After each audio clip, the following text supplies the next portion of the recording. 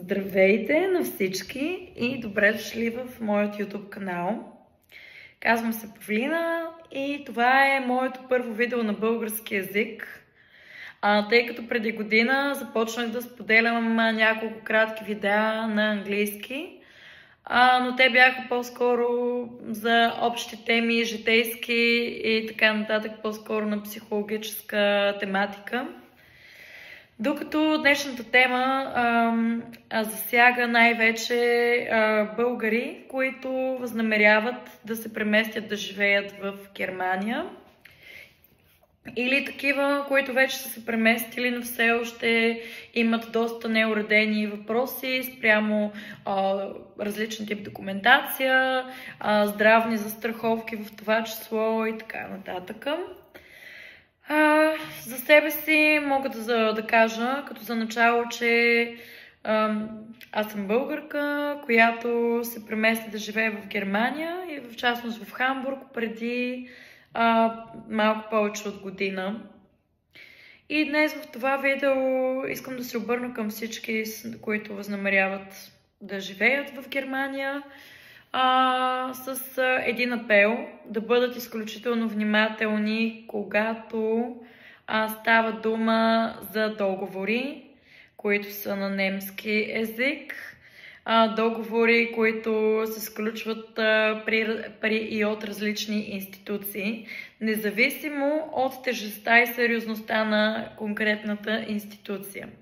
Има доста фактори, които трябва да имате предвид и именно днес бих искала да обърна внимание на тези фактори и да подчертая основното, което трябва да съблюдавате. Ако темата ви е интересна и като цяло искате да ме подкрепите, както и развитието на моя канал, в който обещавам да бъда от тук насетне доста по-активна, аз ще се радвам да натиснете камбанката и да се абонирате за мен. Както и бих се радвала да напишете някакви коментари, релевантни с видеото и вашите отзиви. Благодаря. Така, започнах сега да се върна към моята лична история. Започнах от там, че преди повече от година и може би 3-4 месеца живея в Германия. Държа да подчертая, че дойдох тук напълно сама, т.е. нямаше никой, който да ме посрещне, който да ме насочи, какви стъпки да предприема, какви документи трябва да си извадя, какви са задължителните видове документи, какви са задължителните застраховки. Искам да кажа тук, че немската система като цяло е доста различна от българската. И ако в България си плащаме едни здравни осигуровки, които са наистина доста ефтини, така да го кажем, са на много ниска стойност, в Германия нещата не стоят по този начин. В Германия медицинските застраховки се делят на два вида – публична и частна. Като в случая по-скоро при интерес от вас мога да направя отделно видео, в което да разкажа и да обясня какви са разликите между публичната и частна, но в случая искам да споделя за моят опит. Така, аз тези неща като цяло не ги знаех, дори нямах представа, че в Германия е задължително да бъдеш медицинско застрахован. Дойдох тук, като си мислех, че извадих си една европейска здравна карта и си мислех, че това нещо е достатъчно. При спешни случаи, при намесата на лекарски екип, показвам тази карта и всичко е наред, тъй като аз идвам от страна членка на Европейския съюз. До тук добре. При преместването ми в Хамбург, тъй като е задължително, когато искаш да живееш в Германия, да пребиваваш в Германия, трябва да имаш сметка към немска банка, да имаш немска банкова сметка. И съответно аз си направих едно проучване в интернет и се спрях на една определена банка, която беше класирана като една от най-сериозните и най-силните. Записах си час за консултация с банков служител, така наречения термин, тук в Германия, за откриване на банкова сметка на мое име. Дойде уречния ден, отидох в институцията и покрай откриването на тази банкова сметка, служителя започна да ми задава допълнителни въпроси, естествено за бизнеса ми, с какво се занимавам, какви доходи, какви месечни, съответно годишни доходи очаквам, дали имам данъчен консултант, защото тук е много важно, аз съм самоосигуряващо се лице, фрилансър съм и имам собствено гевербе, бизнес. Като е задължително, когато си самоосигуряващо се лице, да имаш данъчен консултант или адвокат, който да се занимава с твоите данъци, тъй като тук данъчната системата е изключително сложна и реално, да кажем, почти невъзможно за едно новодошло лице да се справи само, особено когато не познаваш законите и нормите и не говориш перфектен немски език. Оттам стана въпрос и за въпросната медицинска застраховка, за която аз нямах абсолютно никаква идея. Как стоят нещата? Банковия служител ми обясни, че като цяло, живеейки в Германия и най-вече притежавайки адресна регистрация, постоянна адресна регистрация, е задължително да имаш медицинска застраховка, защото ако нямаш сключена такава, може да се наложи, всъщност ще се наложи след време ти да плащаш с задна дата. Съответно, давам пример. Местиш се да живееш в Германия тази година, този месец, и се изключваш полица за здравна застраховка януари другата година, 2026, което според обяснението на въпросния банков служител означава, че ти трябва да плащаш с задна дата, т.е. трябва да платиш от октомври 2025 до януари 2026, де-факто за периода, в който ти не си бил осигурен, но си живял в Германия. Това на мен ми се стори изключително притеснително, тъй като всеки един нормален човек не съм съгласна да плащам за нещо, което не използвам и не съм се възползвала от него като услуга. И бях убедена, че трябва да задействам и да задвижа процедурата по изготвяне на застрахователна полица за здравно осигуряване, възможно по-скоро. Като в моя случай за самоосигуряващите се лица е задължителна частната медицинска застраховка. Публична медицинска застраховка ти се издава в повечето случаи, когато работиш към определена компания или определена фирма и не надвишаваш годишен доход, мисля, че е около 70-75 хиляди евро. Тогава можеш да се възползваш от публична медицинска застраховка и не попадаш в графата за частна. Но когато си фрилансър, задължително спадаш към частната. И в момента, в който обсъдихме тези неща с банковия служител, аз му казах, че бих искала да задвижим процедурата, за да попадна като цяло в необходимите норми и всичко да бъде наред с мен документално и пред властите, така да го кажем. Оттам той ми постанови, че трябва да предоставя доста голям обем от документация, свързана с моята фирма, която притежавам като бизнес в България, тъй като все още бизнеса ми и гевербето ми в Германия не бяха регистрирани, което държа да подчертая също е процедура, която изисква време и в случая аз се задвижих с помощта на моят адвокат, тъй като аз не бях наясно все още как стават нещата и буквално за всяко едно нещо ми трябваше помощ.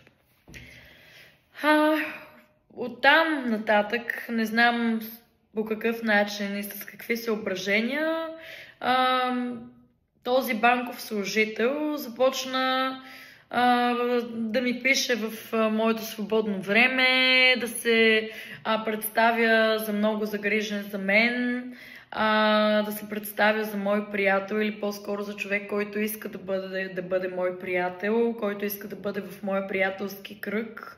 И тъй като аз бях наистина сама в началото, имах може би един-двама познати, които постоянно бяха заети, тъй като хората тук наистина работят страшно много и някак си не е като в България да се излиза постоянно по заведения и живота не е чак толкова свободен, така да се каже. Повечето хора са наистина изключително заети и няма толкова свободно време. Та започнахме лека по лека да излизаме с конкретния човек на кафе, на ресторант, с него, с негови приятели, с негови колеги дори от съответната банка.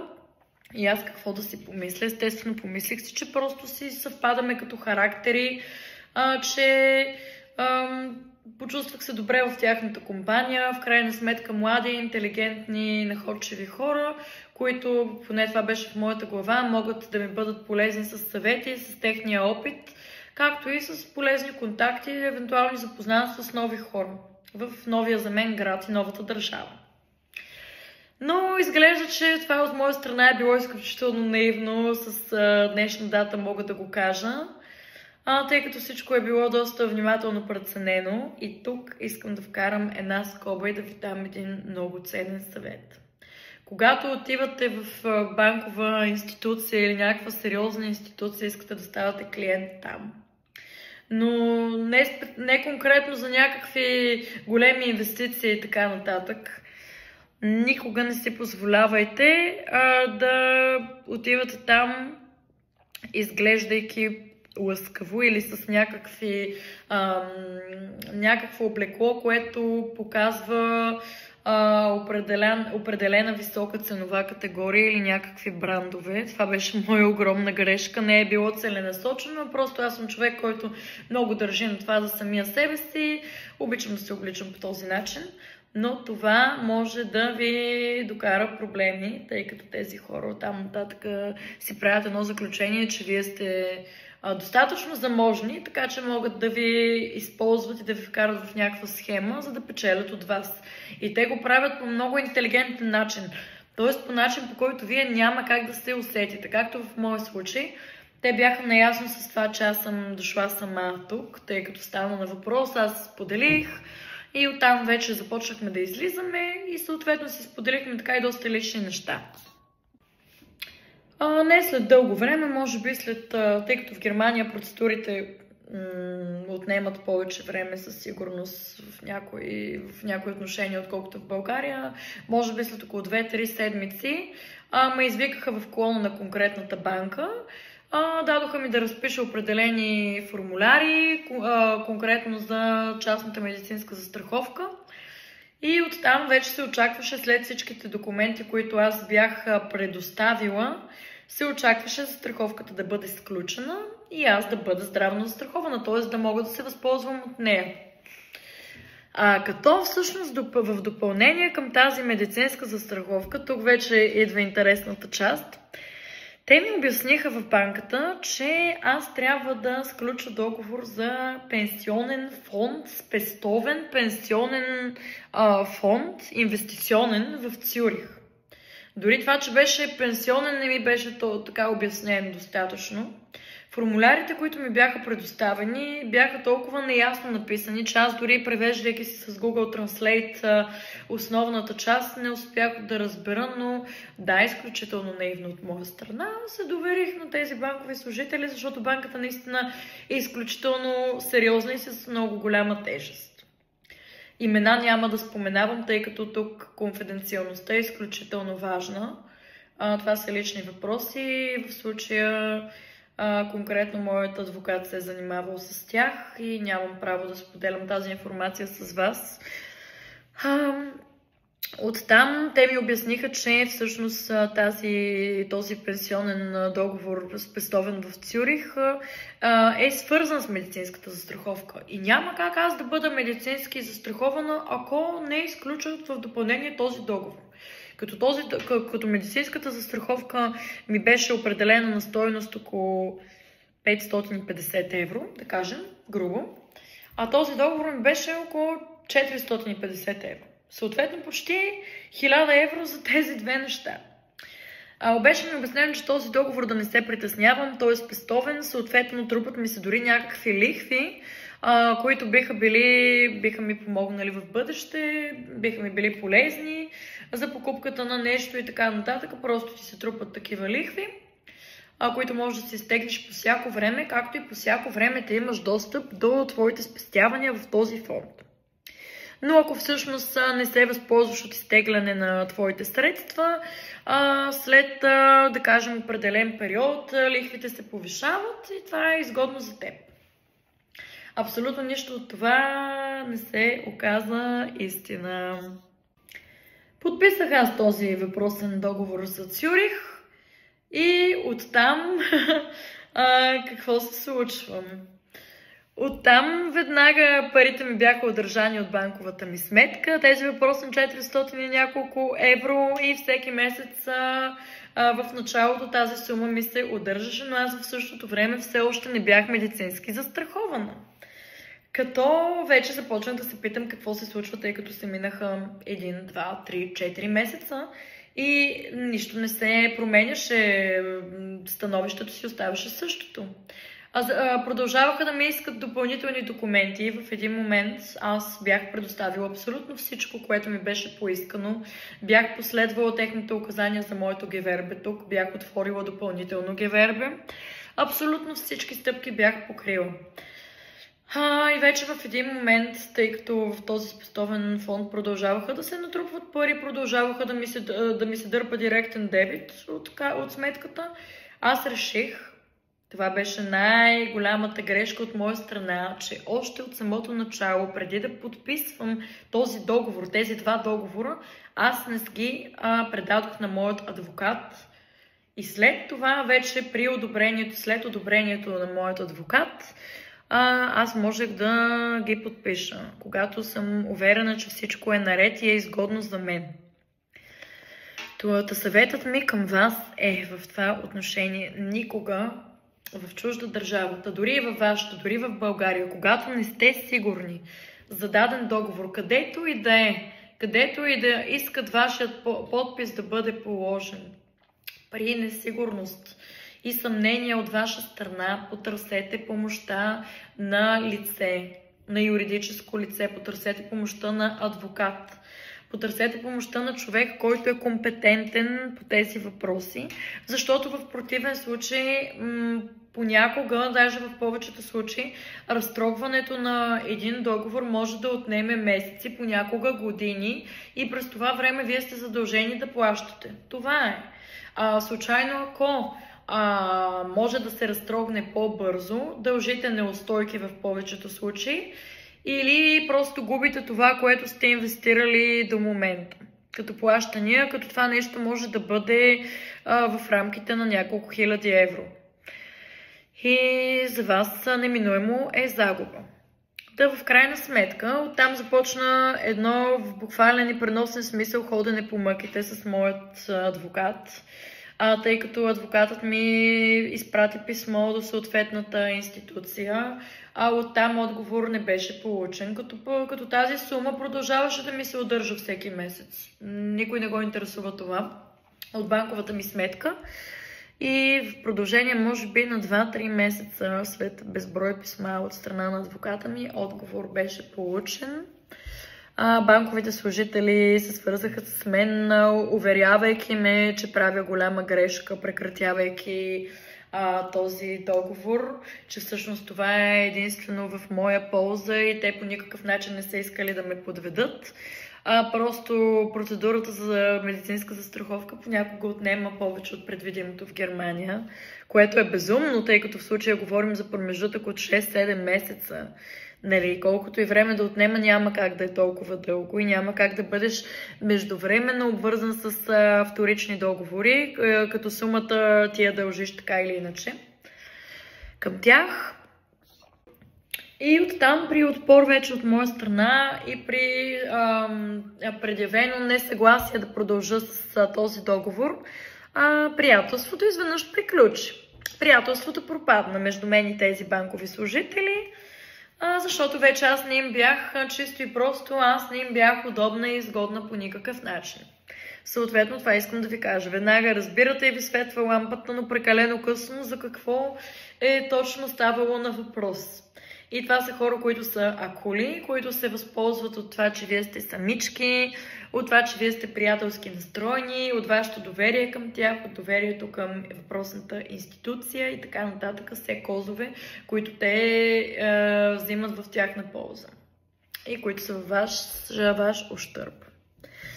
В крайна сметка договорът беше прекратен след усилена работа и упоритост от страна на моят адвокат, за които услуги съответно заплатих допълнително. Но съм изключително благодарна, защото без помощта на адвоката ми това беше кауза пердута, т.е. невъзможно за изпълнение от моя страна самостоятелно. Договорът беше прекратен, но изгубих съответен процент. Беше ми изплатена някаква част, което в случая съм късметлийка и дължа отново на адвоката ми, но изгубих няколко хиляди евро. Загубих времето си, както и бях изключително разочарована от това, че бях подведена от хора, на които аз наистина имах доверие, съобразно техният пост и тяхното служебно положение. Много от вас могат да ме попитат защо не съм завела съдебно дело срещу тези хора, срещу в конкретните институции. Веднага мога да ви отговоря на този въпрос. Реших да не завеждам съдебно дело. Това беше също така предложено и от адвоката ми, тъй като със сигурност щяхме да го спечелим, но в Германия съдебните дела като цяло и особено от такова административно естество отнемат изключително много време, могат да се влачат с години, като вие трябва да се подготвите една доста солидна сума за хонорара на вашия адвокат. И много добре знаете, повечето от вас предполагам, че при една евентуална загуба от ваша страна, защото винаги е опция, тъй като срещу вас стои една много сериозна мултимилионна институция. И реално те разполагат с най-силните адвокати, и то отбор от адвокати. При една евентуална загуба от ваша страна, вие дължите разноските по делото и всички разноски реално. Вашия адвокат, адвоката на ответника и всички разноски по съдебното производство, което би било абсолютна катастрофа за вашите финанси, след като изначално така или иначе сте загубили от конкретните договори, които сте сключили. Бих желала и бих апелирала към вас. Моля ви, не се доверявайте на никого, с когото едва сега прясно сте се запознали, и то в чужда държава, където не можете да попитате, да разпитате за този човек или за тези хора. Много добре знаете, да си говорим откровено, че в България повечето хора се познаваме, или дори да не се познаваме пряко, имаме познат, който познава еди кой си и така нататък. Тоест България е малка страна и реално дори ти пряко да не познаваш някой, със сигурност някой от твоите познати ще намери свръзка и може дори да се здобиеш най-малкото с някаква информация относно конкретното лице. В Германия, особено когато си новодошъл, нямаш никакъв шанс да се добереш до такава информация и понякога се лъжеш, колкото и опитен да смяташ, че си. В този случай бих казала, не се доверявайте на никого. Не взимайте за чиста монета информация, всякакъв тип информация, предоставена ви от служители на банки, определени институции. Когато полагате подписа си, винаги се консултирайте преди това. Не допускайте прекалено бързо хора във вашия приятелски кръг, не споделяйте лична информация за вас. Това може да ви изиграе лоша шега. Не казвам винаги, но винаги се имайте едно на ум. И преди да се доверите, просто изчакайте, тествайте човека. Времето е най-добрият тест за лоялността, за честността и за качеството на хората. Така че, да, това са едни елементарни съвети, но много често забравяме да ги прилагаме за самите себе си и си патим от това нашия бюджет. Ние самите чисто душевно се чувстваш разочарован, защото След като ти си коректен и точен човек, очакваш да срещнеш същото отношение от среща, но за жалост не винаги е така. Имайте си едно на ум, дръжте си очите винаги широко отворени. Препоръчвам ви винаги да сте скромно облечени при първи срещи в такива институции. Единствено ще спечелите от това. Не се набивайте на очи. Гледайте си тихомълком бизнеса, нещата. Не допускайте тази информация да изтича. И четете много. Намерете си добър адвокат, който винаги да ви разяснява ситуация, информация, недостъпни за вас и неясни за вас. И като цяло живота ви ще протече леко тук, няма да имате главоболия и ще можете да се концентрирате върху вашето развитие. Надявам се, че това видео ви е било интересно и най-вече полезно. Чрез моя YouTube канал единствено и само бих искала да ви предоставям полезна информация и да ви помагам в някакви житейски аспекти, в които смятам, че съм до някаква степен компетентна. И идеята на тази платформа като цяло в по-голямата си част е от една страна забавление, от друга страна е взаимопомощ и да бъдем полезни един на друг. В крайна сметка няма нищо по-хубаво, нищо по-полезно и по-богато от опита. И това бих искала да споделя с вас. Ще се радвам да прочета вашите коментари и ще се видим в следващото видео. Благодаря ви за вниманието.